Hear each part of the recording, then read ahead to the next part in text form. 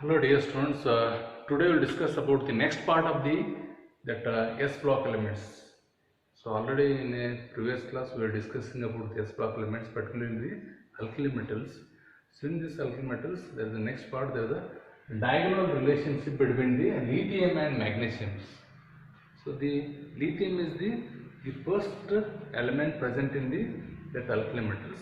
It shows some diagonal relationship between the next group element, there is a magnesium. So you know that lithium, sodium, potassium, rubidium, cesium and francium. These are the elements present in a first group, that is the alkali metals. So the lithium is at the top of this alkali metals. It is a small atomic size.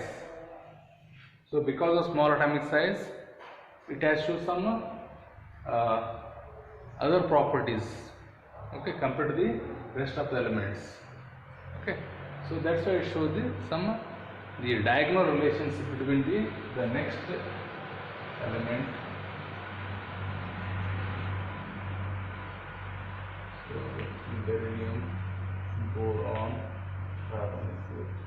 So it is the aluminum and silicon. Can see.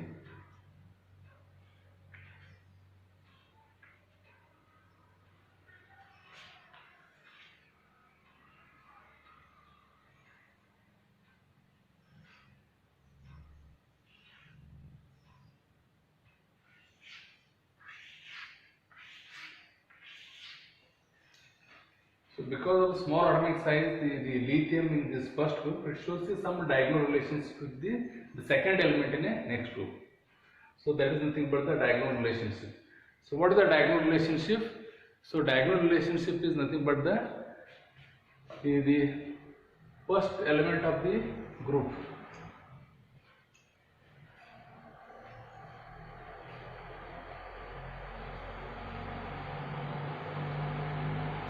So diagonal relationship is nothing but the similarity between first element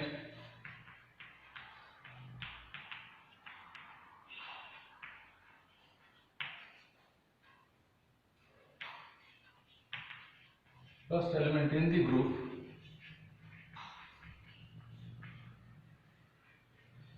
similarity between the first element in the group with the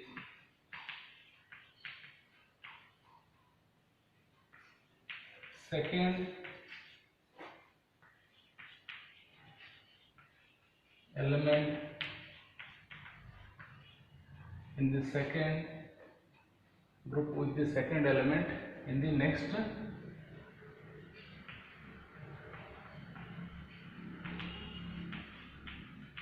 higher groups. So that similarity we are going to call as a diagonal relationship.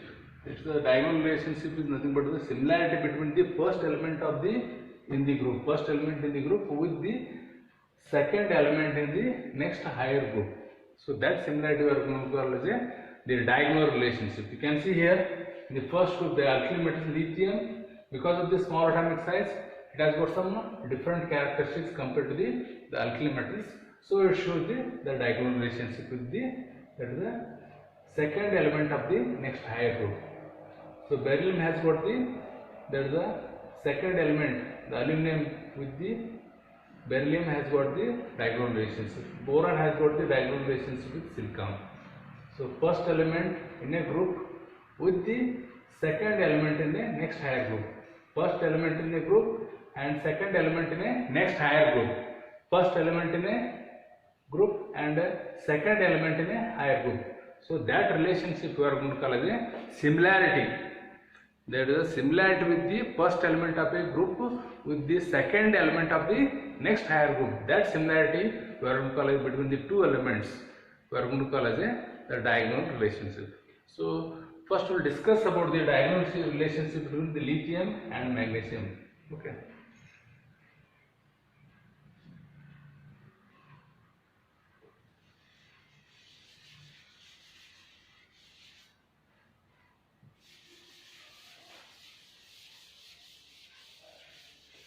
about the diagonal relationship it shows between the lithium and magnesium.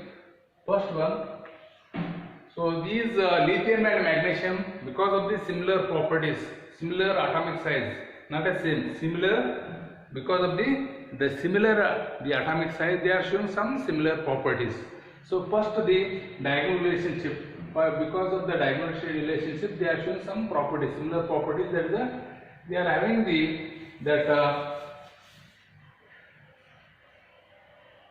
almost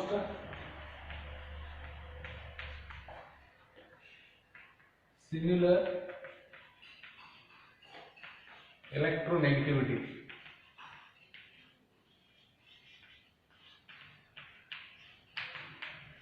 So both this lithium and magnesium, they are showing almost similar electronegativities. There is a 1 and 1.2 respectively.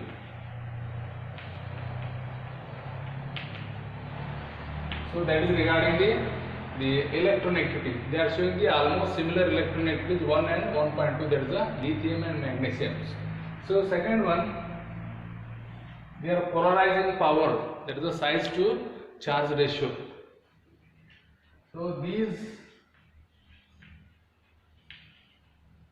there is a lithium and magnesium have high polarizing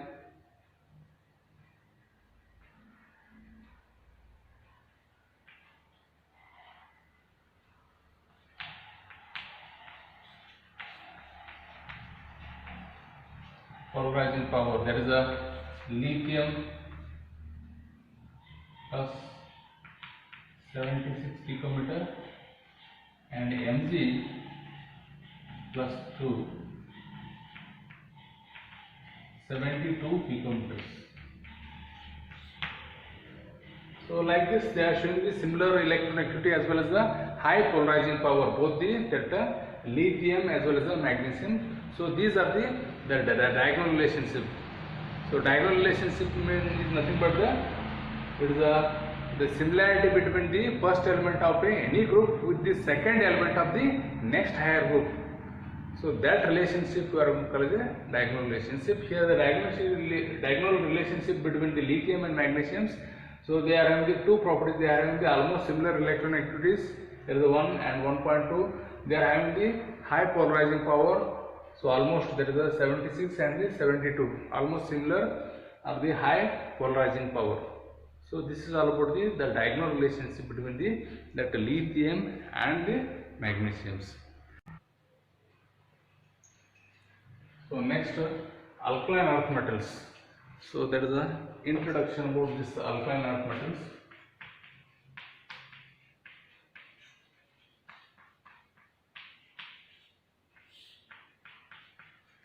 So alkaline earth metals, those elements are there. So that beryllium is there, then the magnesium. So that beryllium, magnesium, calcium. And strontium is there, beryllium, magnesium, calcium, strontium, and barium and radium. So the beryllium, magnesium, calcium, strontium, barium and radium, these are the elements belongs to the alkaline earth metals. Okay. So these alkaline earth metals, the hydroxides are very basic in nature. Hydroxides of these metals are very basic in nature. So these are available in a combined form only in a earth crust. So that's why they are going to call as the alkaline earth metals. They are the basic or the alkaline in nature. So they are available in the earth crust. So that's why they are going to call as the alkaline earth metals. Okay. They are placed in a second group: beryllium, magnesium, calcium, strontium, barium and the radium. So there is the second group elements. So they are going to call as the alkaline earth metals. So it is about some introduction about that alkaline earth metals. Next, general characteristics of the alkaline earth metals.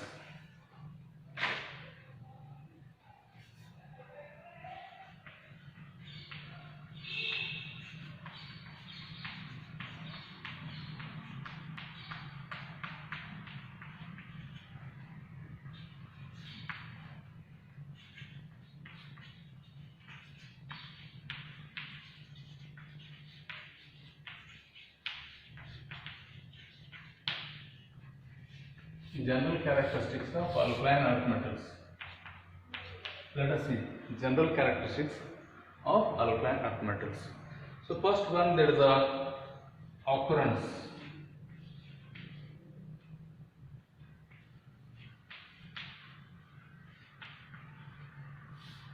How they are available. So already you know that while you are learning the alkali metals, we have said that these metals are available in combined form as well as a free form. So being the reactive natures, the alkaline earth metals also very reactive natures. So these are all available in the combined form only, in a combined state, in a hydroxide form or a different form, in a complex form, in a different form. In a combined state only these elements are available because they are very reactive natures. There is occurrence in respect to, they are not available in a free state because they are very reactive natures. But compared to the alkali metals, these are the less reactive natures. But compared to the D block elements, the alkaline earth metals are very reactive natures. So there is the occurrence. So these are available in a combined form only. There is the occurrence. Then second one,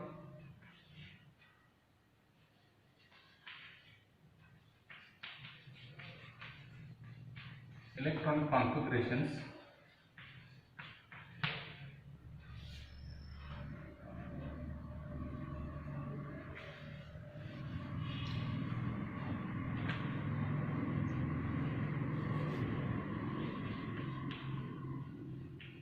Elements,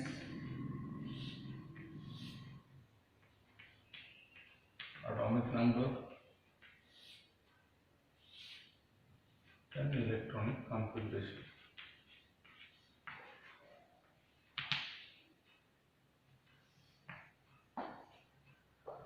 So there is a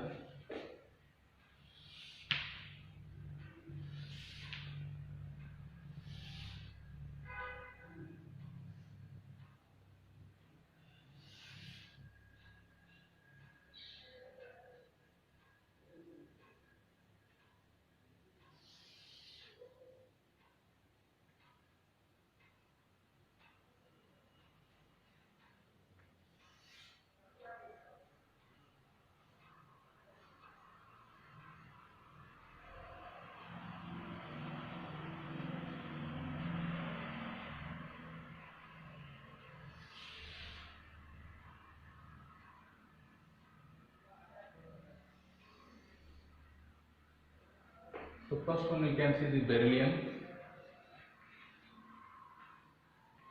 then the magnesium, then calcium, strontium, and the barium, radium. So that is a beryllium, magnesium, calcium, then strontium, barium, then radium. So this is the atom number 4, then that is the 12, then 20, 38, 56, and 88. Solutions: helium 2s2,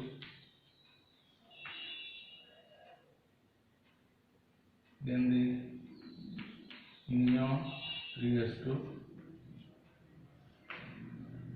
argon 4s2, and the krypton 5s2,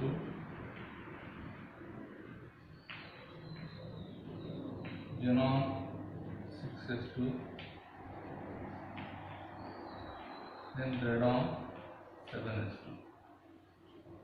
So this is all about the electronic configurations of the alkaline earth metals: beryllium, magnesium, calcium, strontium, barium, as well as radium. So there is beryllium 4, helium 4s2, helium 2s2, magnesium 12, neon 3s2, then calcium 20, argon 4s2, strontium 38, krypton 5s2, barium 56, xenon 6s2, radium 88, radon 7s2. So these are the electronic configurations. Then how can we write the general electronic configurations?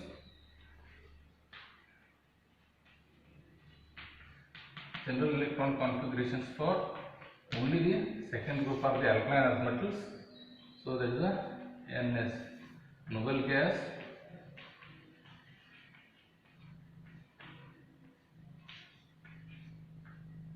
NS2.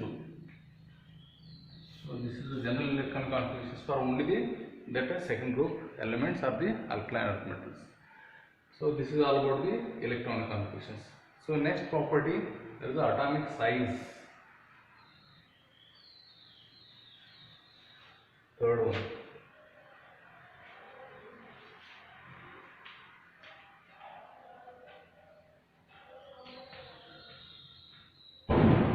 So atomic size we are going to express in terms of the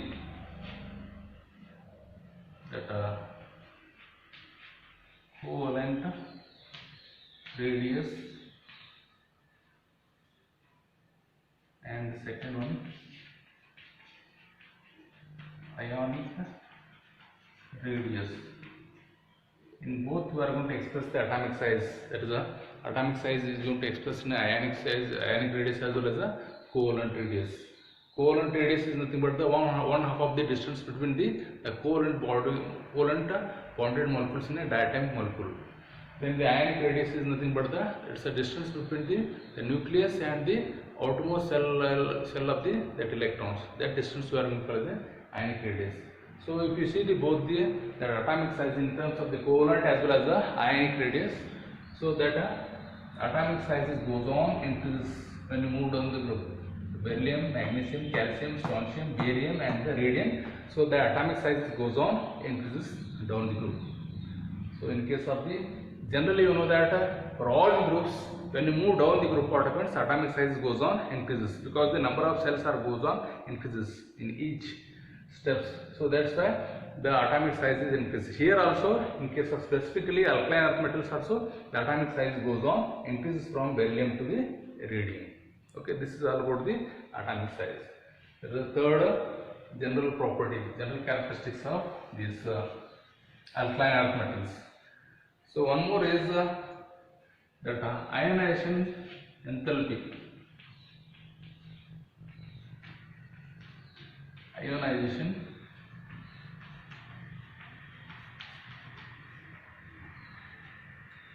Ionization enthalpy, ionization potential or ionization energy, all are same. So the ionization energy in case of this alkaline earth metals, that is goes on decreases down the group because the electropositive characteristics is increases. So when you move down the group particles, the atomic size goes on increases. What is the ionization enthalpy?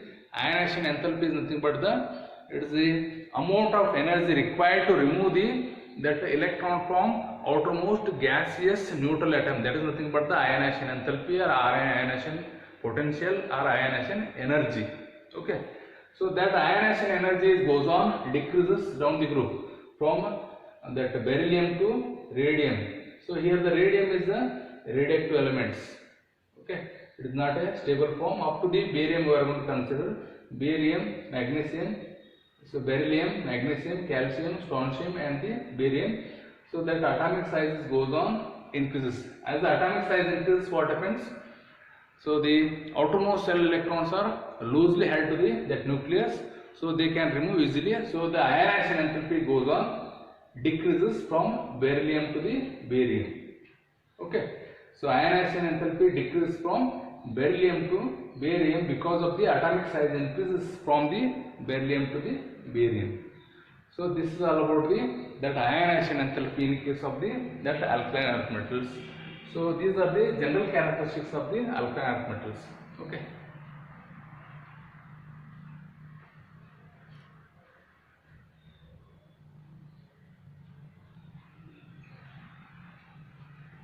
So next, the chemical properties of the alkaline earth metals. So alkaline earth metals also like the alkyl metals, they are reactive natures but less reactive compared to that alkyl metals. So these are also electropositive natures. That electropositive characteristics goes on increases. they are ready to lose the electrons. They have that two electrons are in their valence cells, they are ready to lose, and they are reactive natures. So that's why they are also able to show some chemical properties. So first one, reaction with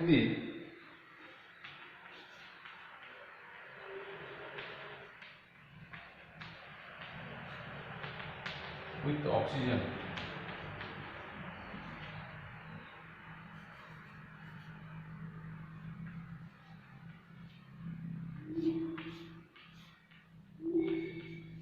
As I told, they are very reactive natures. Whenever they are treated within air or the oxygens, they are going to react brilliantly. Okay, they burn brilliantly with the oxygens. So you can take this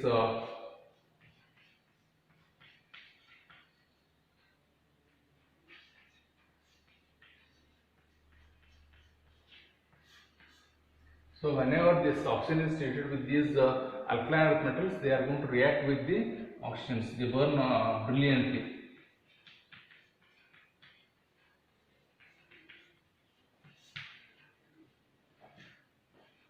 So these oxygens react with the alkaline metals, and they are going to form the respective metal oxides, and they will burn brilliantly.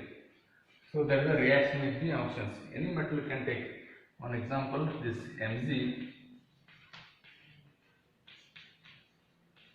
So this magnesium very much burns. Whenever it comes in contact with oxygens, it is going to form the respective metal oxides with the brilliant burning. Okay.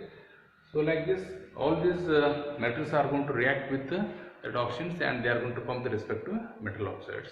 So this is all about the reaction with the oxygens of the alkaline earth metals. Next.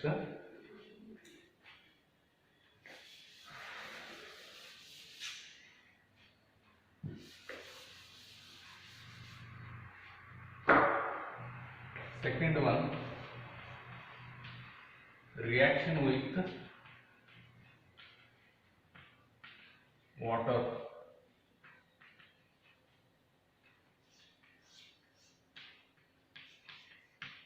So these particularly the beryllium does not react with the water. So rest of the elements, particularly that magnesium, also not going to react with the water in a cold water, but it is going to react with the moistures. You know that alkali metals are going to react with the water vigorously. They are going to react with vigorously, and they are going to form the hydroxide, respect to metal hydroxides, and hydrogen gas is going to liberate.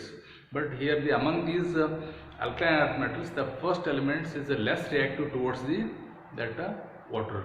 It does not react with that water. But magnesium, it reacts with hot water.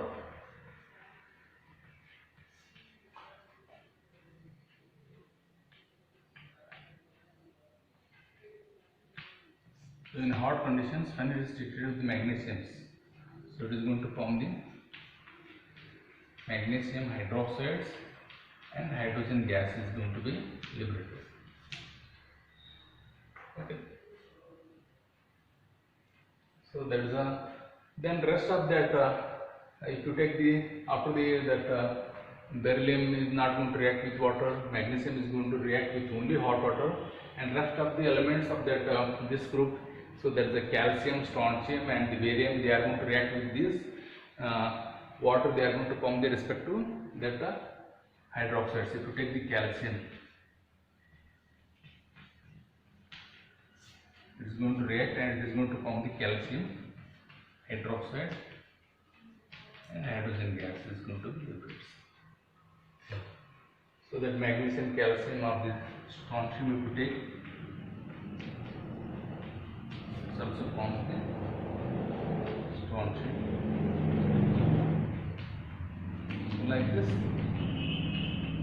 Except that beryllium, all the elements in this group, they are going to react with even the magnesium react with only the hot water. It is going to form the magnesium hydroxide, and hydrogen gas is liberated. But except that beryllium and magnesiums, rest of the are going to react with the calcium, strontium, as well as the barium react with the water, and they are going to form the respective metal hydroxides. So this is the reaction with the water. Next, reaction with the hydrogens.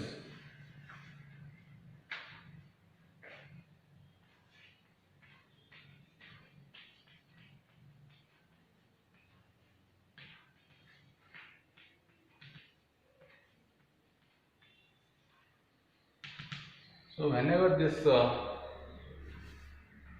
alkaline metals are treated with hydrogens, so they are going to form the metal hydroids at a different conditions.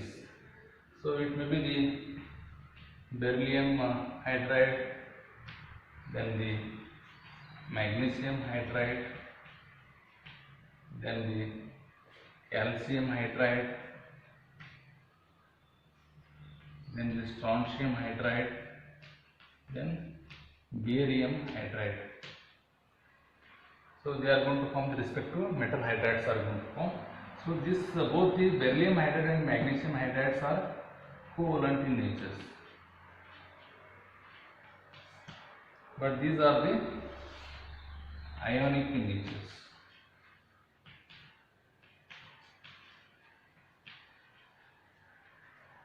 Okay, that is about the reaction with the hydrogens. Whenever these metals, that alkaline earth metals are treated with the hydrogens, they are going to form the respective metal hydrides.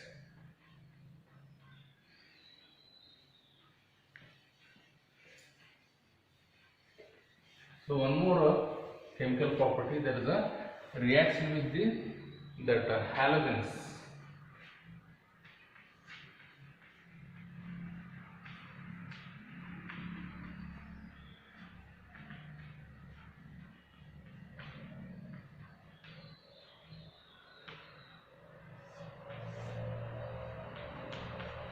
So when these alkaline earth metals are treated with the halogens, they are going to form the respective metal halides are going to form. Take this metal, it is treated with the general halogens, they are going to form the respective metal halides.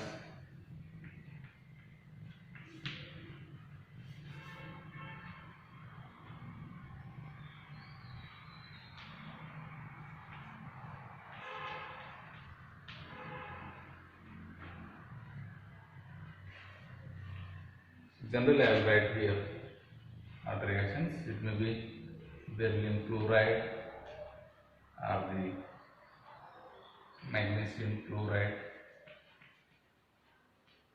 or the others. There is a different halides are they are going to form. It may be bromide or the chloride, iodides. So respective halides are going to form. Whenever these that alkaline metals are treated with halogens, they are going to form the respective metal halides. So this is all about the chemical properties of alkaline earth metals. So next is the anomalous behavior of the beryllium. So already so many things we discussed in this topic. So now discuss about the anomalous behavior of the beryllium. So the general characteristics as well as the chemical properties we discussed. Now discuss about the anomalous behavior of beryllium. So beryllium is present at the top of this second group. There is alkaline earth metals. So beryllium is there. Then this magnesium. Then the calcium is there. Then the strontium and barium. So these are the elements present in this group.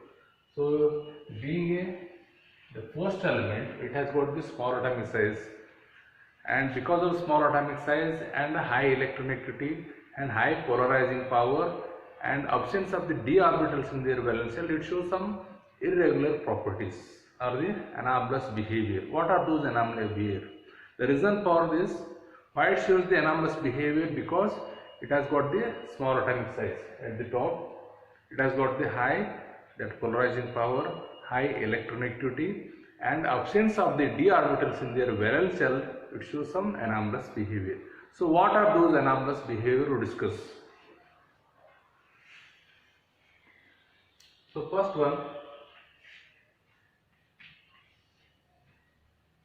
so this beryllium, whenever it is going to react, it is going to form the covalent type of the compounds.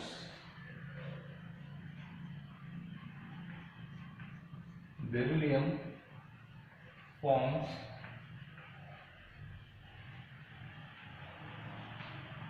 covalent compounds.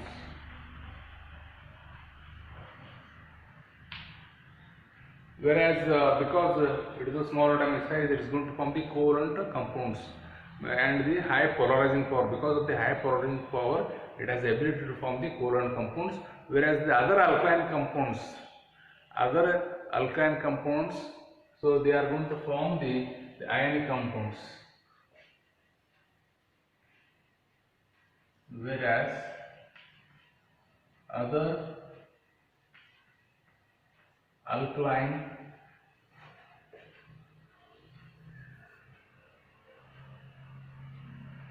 earth metals form ionic compounds. This is the first anomalous behavior shown by the beryllium as compared to the rest of the elements of the alkaline earth metals. Then second one, so this the oxide of this one, beryllium oxide. Whenever the beryllium or the any elements, the reactions of the action of the oxygen on these alkaline earth metals, they are going to form with respect to metal oxides. Brilliantly they are going to react with the oxygens. So this beryllium oxide, it is a amphoteric.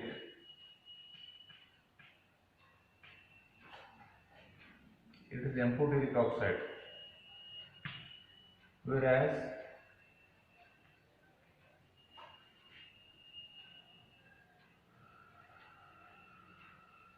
other alkaline earth metal oxides are basic in nature.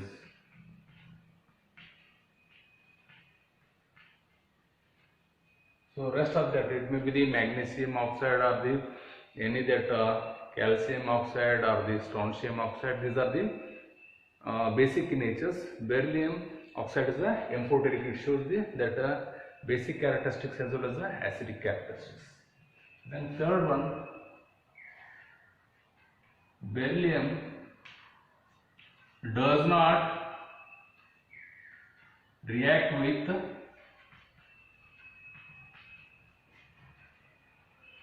water.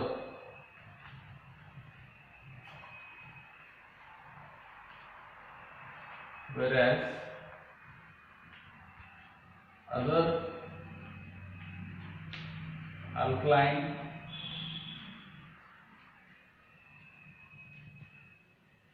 earth metals react with water. So already this one is stated in the chemical properties. So that except the beryllium, it is the small atomic size and high polarizing power, that is they are not able to react with the water. But the rest of the elements, magnesium is not going to react with the cold water, but it is going to react with that hot water with liberations of the hydrogen gas. Then rest of the elements, calcium, strontium, the barium, they are going to react with the water and they are going to form the respective metal hydroxides and they are going to liberate the hydrogen gas. But only this beryllium does not react with the water. This is one more the anomalous behavior shown by the beryllium as compared to the rest of the alkaline earth metals. Then the fourth one, beryllium does not react with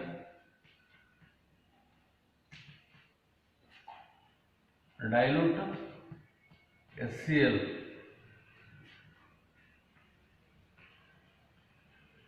Whereas other alkaline earth metals react with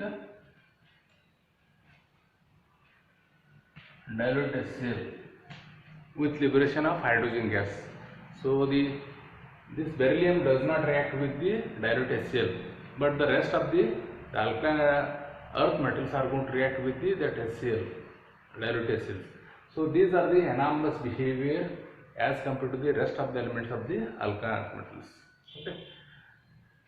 So that is the anomalous behavior shown by the beryllium.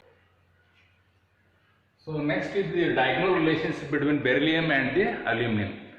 So as we discussed in the same class regarding the diagonal relations between the lithium and magnesium. So here also in this second group it is going to be shows some similarity between the aluminum present in a 13 group elements. So the second element of the 13 group elements, and the beryllium present at the first element in a second group. There is some similarities there. Okay, they are diagonally. So what is the diagonal relationship? It is a similarity between the first element in the group with the second element in the next higher group. So those are nothing but the diagonal relationship. So already you know that lithium and this beryllium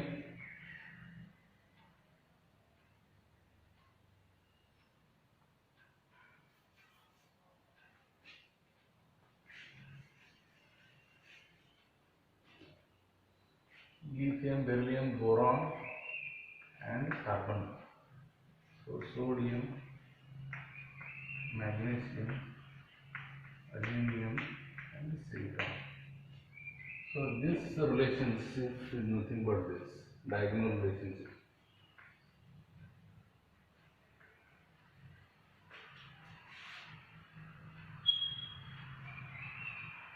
So along with this, because of the elements which are present at the top of every group, they have some similarity between the next second element in a next higher group. So that relationship or the similarity we are going to call as the diagonal relationship. So already we have said the diagonal relationship between the lithium and magnesium. Here the beryllium and the aluminum also show the diagonal relationship. So what are those diagonal relationships? Some properties. They are showing some similar properties. First diagonal relationship between the beryllium and aluminum. So the beryllium and the aluminum, they are going to form the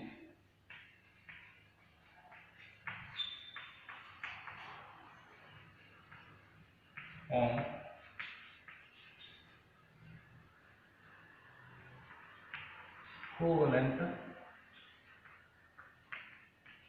compounds like this barium chloride and this AlCl3. There are some similarities.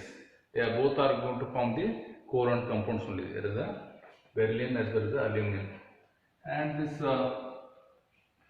oxides of the beryllium and the Al2O3. So oxides of the beryllium as well as the oxides of the aluminum are amphoteric in nature. They dissolve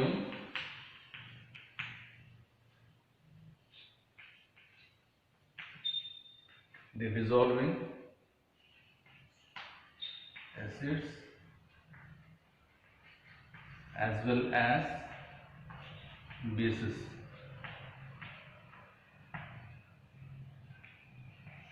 Second similarity, beryllium oxide and the aluminum oxides. The oxides of these beryllium as well as the aluminum, so they are amphoteric in natures. So they are able to dissolve in acids as well as the bases. Then next, one more the diagonal relationship between the beryllium and aluminum. They are going to form the oxide layer on the surface. Beryllium and aluminum forms an oxide coating, hence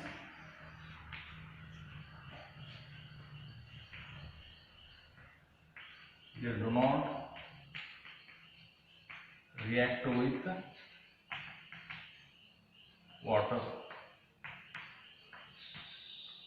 So this is one more anomaly. There is a diagonal relationship between beryllium and aluminum. Similarly, beryllium and aluminum forms the oxide layer over that on the surface. So that's why, because of that oxide coating, so they do not react with the water. So these are the some diagonal relations between the beryllium and aluminum. So beryllium is present at the first element of the second group. Aluminum present the second element in a 13th group. Okay. So these are the some diagonal relationship between the beryllium and aluminum. So next some important compounds of calcium. Okay. So that some important compounds as mentioned in your syllabus. First one, calcium sulfate.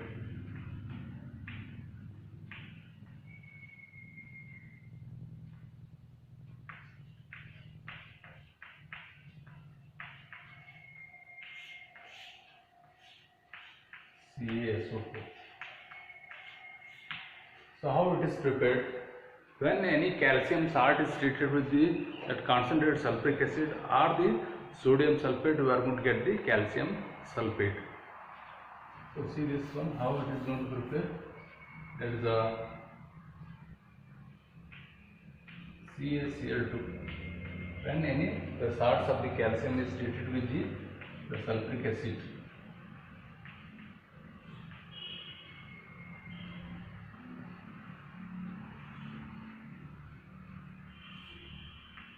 So we are going to get the calcium sulfate plus,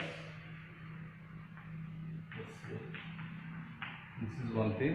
Even this when this calcium chloride is treated with the sodium sulfate Na2SO4, there are also possibility of formation of this calcium sulfate.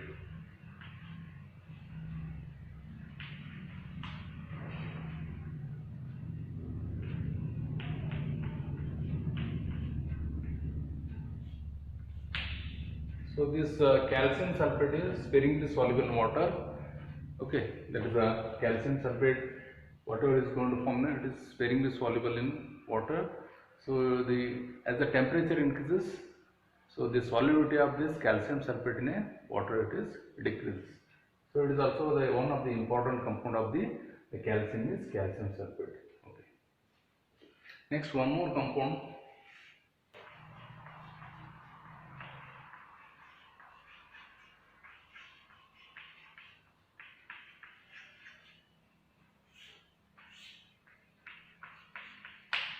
How this calcium hydroxide is going to be prepared.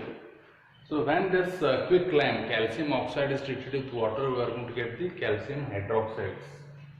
So see this one, quicklime calcium oxide, or it is also going to call as a quicklime.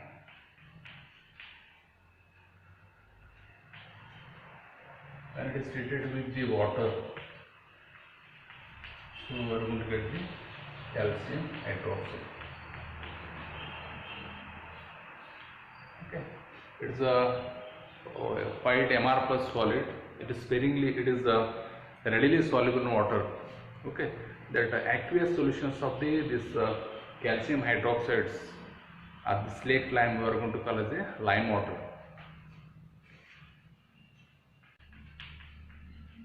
Slaked lime or the calcium hydroxide is called lime water. When this aqueous solutions of the calcium hydroxide is treated, when the carbon dioxide is passed through this lime water phase, it is going to form the CaCO3 plus water.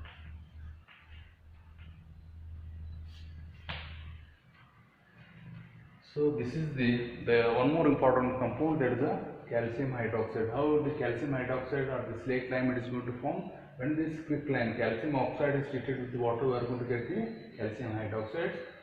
So it is white amorphous solid, it is readily soluble in water.